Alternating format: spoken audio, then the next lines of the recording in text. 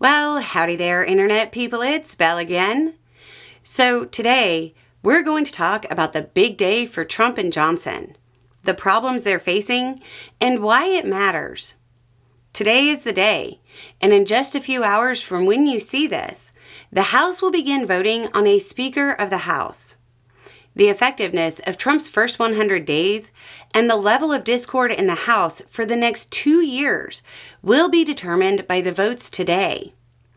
Trump has used a bunch of political capital to help Johnson keep his job, and maybe he'll be successful. But even if he is, this whole thing is just a bad situation for Trump world. The Speaker determines the legislative agenda. Chaos and a lack of support doesn't bode well. So, Trump issued a public endorsement and reportedly mounted a pressure campaign for Johnson. However, at time of recording, there's still reportedly one guaranteed no vote, and then a dozen or so possible swing votes. If you're going to be watching the vote, keep your eyes on Biggs, Burchett, Burleson, Cloud, Clyde, Crane, Harris, Norman, Perry, Roy, Spartz, and Stube. There were some members who have taken tough stances against Johnson, like the space laser lady, who have fallen in line with Trump's wishes. But there's still enough to present an issue.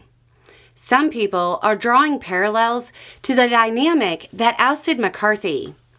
But there's a bit of a difference. During the McCarthy mess, it was personal. This is more about policy. Well, it's as close to policy as Republicans get right now. The problem for Johnson is that he's being warned by his current supporters in the House to not give the holdouts too much on the policy front.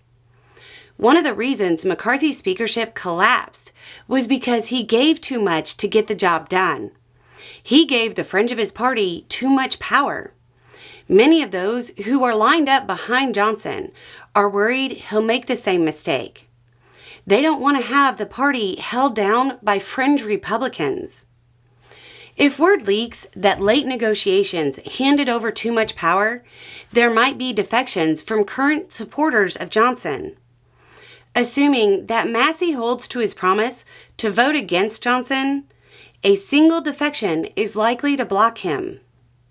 At this point, it's a measure of how bad it goes for Trump, not determining whether or not it will go bad for him.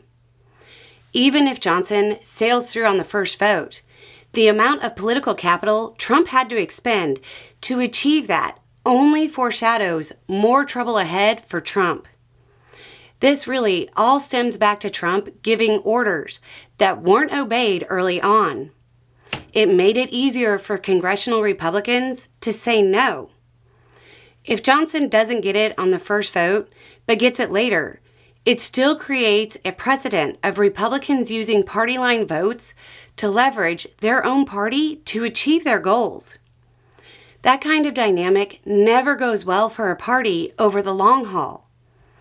If Johnson can't get through it all, it throws the party in disarray. There isn't a clear alternative to Johnson.